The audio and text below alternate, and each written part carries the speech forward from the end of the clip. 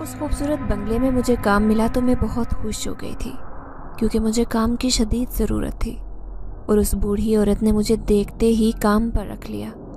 پھر جب میں نے کھانا بنا کر ان کے سامنے رکھا تو اس کی خوشبو سے ہی وہ متاثر ہو گئی اور کہنے لگی، لڑکی، لگتا ہے تیرے ہاتھ میں بہت ذائقہ ہے۔ میں اپنی تعریف پر خوش ہو گئی تھی۔ دونوں بوڑھے میاں بیوی اس بنگلے میں اکیلے رہتے، گو کہ یہ بنگلہ بہت بڑا تھا اور یہاں پر مجھے خوف بھی محسوس ہوتا، کیونکہ اتنے بڑے بنگلے میں دو اکیلے میاں بیوی کی موجودگی حیران کن تھے، لیکن وہ دونوں آپس میں خوش رہتے۔ پھر ایک دن میں کچن میں کھانا بنا رہی تھی جب اچانک ہی مجھے بہت سارے لوگوں کی آوازیں آنے لگیں، جیسے لوگ کچھ مل کر شور کر رہے ہوں۔ میں جیسے ہی ادھر ادھر دیکھنے لگی تو پورا بنگلہ خالی پڑا تھا۔ ایسے میں یہ آنے والی آوازیں حیران کن تھیں۔ پھر میں حیران رہ گئی جب میں نے دیکھا ایک طرف سے یہ آوازیں شدید ہوتی جا رہی تھیں۔ میں ان آوازوں کو سنتی ہوئی ان کے قریب گئی تو میرے پیروں تلے سے زمین نکل گئی، کیونکہ یہاں تو ایک تہہ خانہ تھا جس کے اندر سے مجھے بہت سارے لوگوں کی باتیں کرنے کی آوازیں آ رہی تھیں۔ یہ دیکھ کر خوف کے مارے میرا پورا وجود پسینے سے شرابور ہو گیا تھا۔ بے اختیار میں نے تہہ خانے کا دروازہ کھولا۔ جیسے ہی اندر جانے کے لیے اس کی سیڑھی پر قدم رکھا تو اچانک ہی کسی نے مجھے پیچھے سے زور سے کھینچا تھا۔ میں ایک دم زمین پر گری تھی۔ جیسے ہی نظر اٹھا کر دیکھا تو مارے خوف کے میرے منہ سے بے اختیار چیخ نکلی تھی۔ میرا نام سکینہ ہے۔ میرا تعلق ایک انتہائی غریب گھرانے سے تھا۔ ہم 5 بہن بھائی تھے، جس میں سے میں سب سے بڑی تھی۔ ابا محنت مزدوری کرتے۔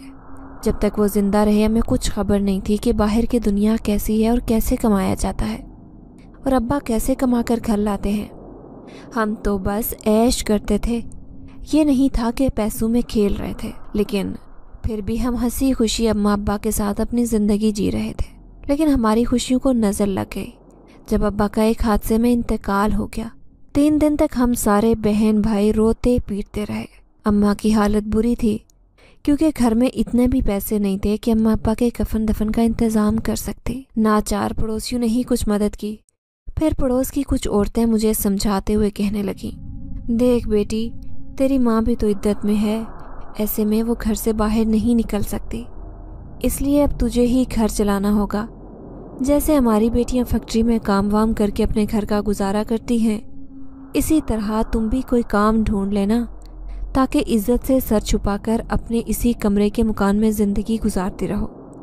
اگر وہ سب عورتیں مجھے نہ بھی سمجھاتی تو تب بھی مجھے اچھی طرح معلوم تھا کہ ابا کے بعد مجھے اس گھر کا مرد بننا تھا۔ دونوں چھوٹے بھائی ابھی تو بہت چھوٹے تھے، جبکہ میں 19 سال کی ایک نوجوان لڑکی تھی۔ کہاں ابا میری شادی کے خواب دیکھتے تھے اور کہتے کہ میں تو تجھے رخصت کر کے ہی جاؤں گا، لیکن مجھے کیا معلوم تھا کہ وہ میری شادی سے پہلے ہی اس دنیا سے رخصت ہو جائیں گے، کیونکہ میں کام کی تلاش میں ماری ماری پھرنے لگی۔ اتنا آسان بھی نہیں تھا کام ڈھونڈنا، میں کیونکہ اتنی پڑھی لکھی بھی نہیں تھی۔ غربت نے مجھے پڑھنے لکھنے میں بھی اجازت نہیں دی تھی۔ ہاں، میں کھانا بہت اچھا بناتی تھی، لیکن فیکٹری میں کام کرنے کا مجھے کوئی تجربہ نہیں تھا۔ پھر پورے 3 دن تک میں کام کے لیے بھٹکتی رہی، مجھے کہیں بھی کام نہیں ملا۔ چوتھے دن میں اس سنسان سڑک پر سے گزر رہی تھی جب میری نظر اس خوبصورت بنگلے پر پڑی۔ یہ ایک پوش علاقہ تھا، یہاں پر ویرانی اور اداسی چھائی ہوئی تھی۔ یہاں کام کے لیے ایک لڑکی کی ضرورت ہے۔ میں اس تحریر کو پڑھ کر خوش ہو گئی تھی کہ میں جیسے ہی اندر گئی تو سامنے ایک بوڑھی عورت کو دیکھ کر مجھے بہت خوف محسوس ہوا، کیونکہ وہ انتہائی عجیب سی تھی۔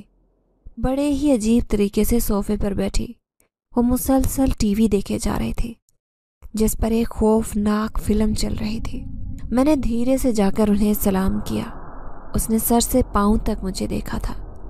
پھر میں گھبرائے ہوئے لہجے میں کہنے لگی کہ میں یہاں کام کی تلاش میں آئی ہوں۔ اس نے مجھے بڑے غور سے دیکھا، پھر کہنے لگی، تم کھانا بنا لیتی ہو؟ میں نے ہاں میں سر ہلا دیا تو وہ کہنے لگی، ٹھیک ہے، ابھی مجھے کچھ بنا کر دکھاؤ، اگر تم پاس ہو گئی تو میں تمہیں کام پر رکھ لوں گی۔ پھر میں نے گوشت کا سالن بنایا جو اسے بہت پسند آیا۔ اس نے مجھے کام پر رکھ لیا۔ میں خوش ہو گئی اور اماں کو کہنے لگی کہ اماں، آج مجھے کام مل گیا ہے، میں ایک بنگلے میں کام کروں گی۔ अम्मा कहने लगी कि अब तू नौकरानी वाला काम करेगी। मैंने तो ये सोचा भी नहीं था। मैंने कहा, अम्मा काम छोटा बड़ा नहीं होता, अगर मैं नहीं करती तो आप करती। इससे बेहतर है कि मैं इस घर का सहारा बन जाऊं और आप छोटे बहन भाइयों का ख्याल रखें। अम्मा ने बड़े प्यार से मेरे सर पर हाथ फेरा और मज़ीद दुआएं देने लगी। दूसरे ही दिन मैंने उस बंगले पर आना जाना शुरू कर दिया था। मैंने देखा वो बूढ़ा और बूढ़ी एक दूसरे में ही मगन रहते थे। मैं उनसे पूछना चाहती थी कि उनकी औलाद कहाँ है और वो इतने बड़े बंगले में अकेले क्यों रहते हैं, लेकिन ये सब पूछने की हिम्मत मेरे अंदर नहीं थी, क्योंकि मैं यहाँ की एक मुलाजमा थी और वो मेरे मालिक।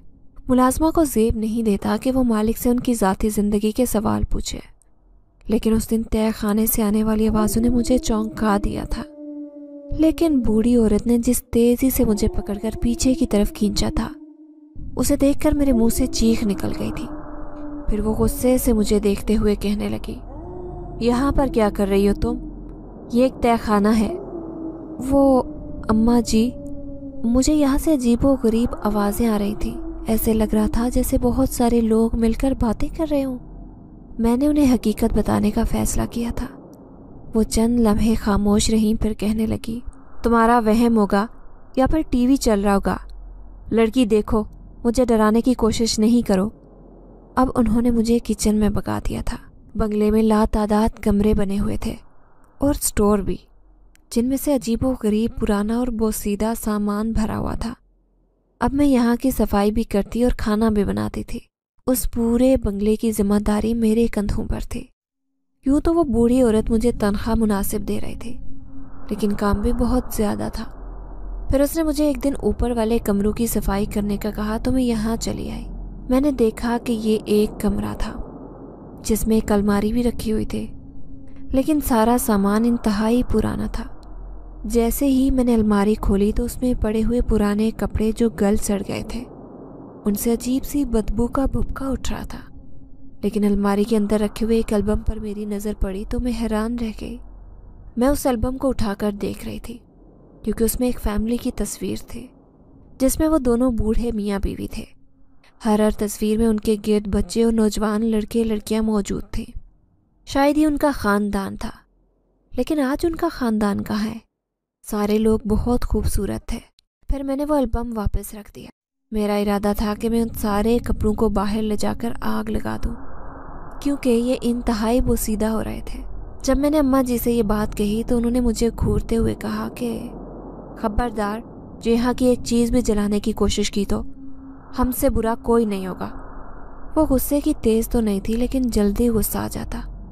फिर मैं सोचने लगी कि शायद इन्हें अपने ख़ानदान की इन चीज़ों से मोहब्बत होगी, तभी तो वो किसी को हाथ लगाने नहीं देती। लेकिन अब मैं एक और परेशानी में मुब्तला हो चुकी थी। जैसे ही खाना बनाकर रखो तो आधा